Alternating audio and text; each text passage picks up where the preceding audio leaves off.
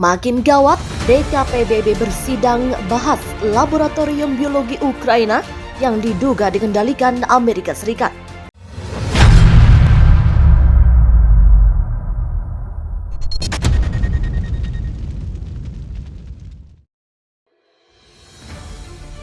Makin gawat, DKPBB bersidang bahas laboratorium biologi Ukraina yang diduga dikendalikan Amerika Serikat.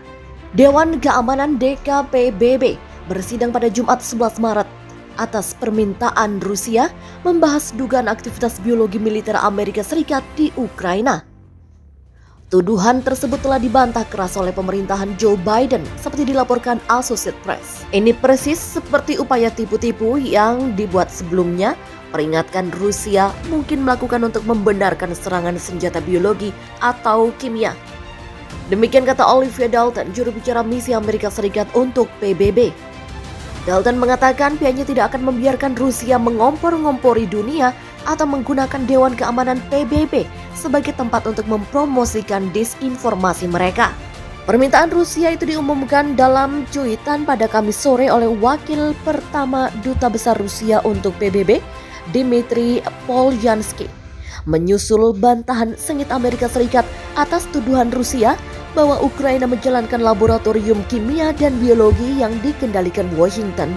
Menanggapi tuduhan minggu ini oleh juru bicara Kementerian Luar Negeri Rusia, Maria Zakharova, yang menurut Amerika Serikat adalah tuduhan tanpa bukti, Sekretaris Pers Gedung Putih Jen Psaki mengeluarkan peringatan publik pada Rabu bahwa Rusia mungkin menggunakan senjata kimia atau biologi terhadap Ukraina, tetangga yang telah diserbunya.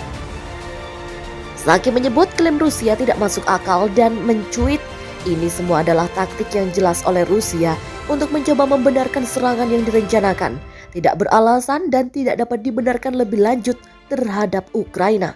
Presiden Ukraina Volodymyr Zelensky membantah tuduhan Rusia bahwa Ukraina bersiap untuk menyerang dengan senjata kimia atau biologi. Seperti Psaki, dia mengatakan tuduhan itu sendiri adalah pertanda buruk. Pada Kamis malam dalam pidato malamnya kepada rakyat Ukraina, ia mengatakan itu sangat mengkhawatirkan karena pihaknya seringkali diyakinkan bahwa jika Anda ingin mengetahui rencana Rusia, caranya adalah mengetahui apa yang Rusia tuduhkan kepada orang lain.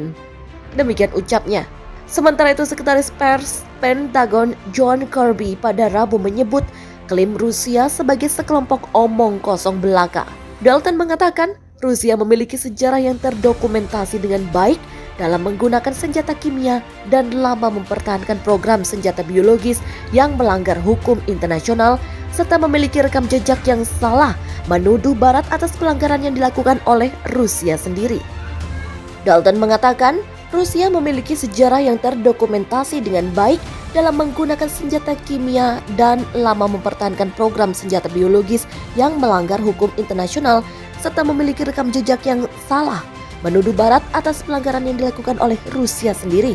Dmitry Chumakov, wakil duta besar Rusia lainnya untuk PBB, mengulangi tuduhan itu dan mendesak media Barat untuk meliput berita tentang laboratorium biologi rahasia di Ukraina.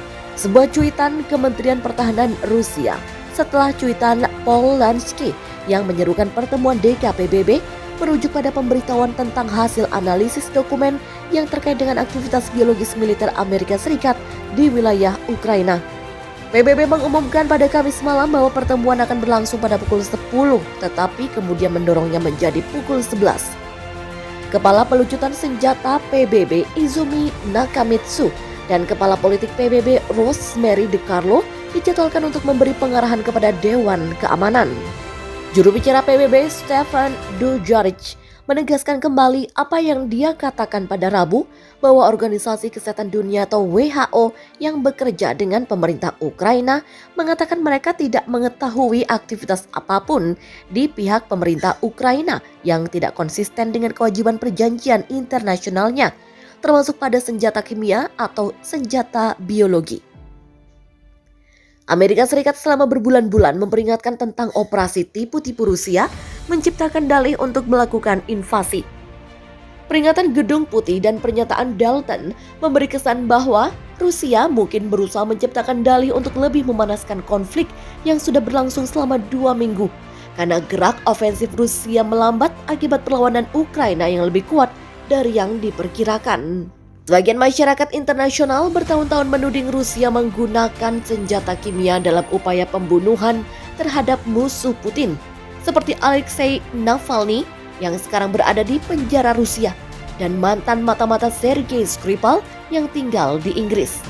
Rusia juga mendukung pemerintahan Bashar al-Assad di Suriah yang dituding menggunakan senjata kimia terhadap rakyatnya dalam perang saudara selama 11 tahun.